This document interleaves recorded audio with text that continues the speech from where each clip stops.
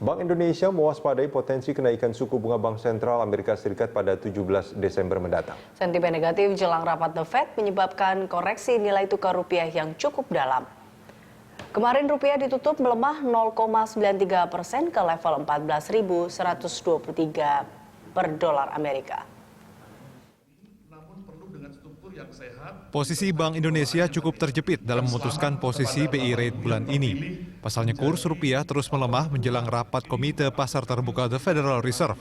Sebaliknya, pemerintah dan pengusaha kompak meminta BI rate diturunkan. Gubernur Bank Indonesia Agus Martowardoyo memperkirakan bunga The Fed akan berada di level 1,125% pada akhir 2016 sebelum menembus level 2,625% di penghujung 2017. The Federal Reserve memiliki ruang untuk menaikkan bunga acuan berkat pemulihan ekonomi Amerika Serikat. Naikkan tingkat bunga mungkin di akhir bulan ini atau tanggal 16-17 besok, tetapi karena kemudian periode di mana tingkat bunga yang rendah mendekati nol selama 7 tahun terakhir ini akan berakhir.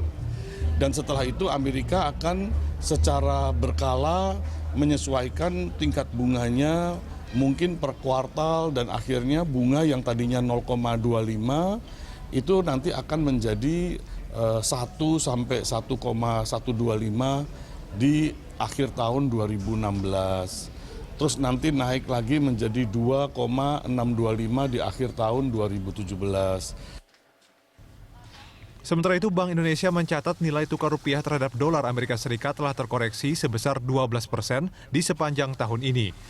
Selain The Fed, kebutuhan falas untuk transaksi dalam negeri juga menyebabkan rupiah tertekan.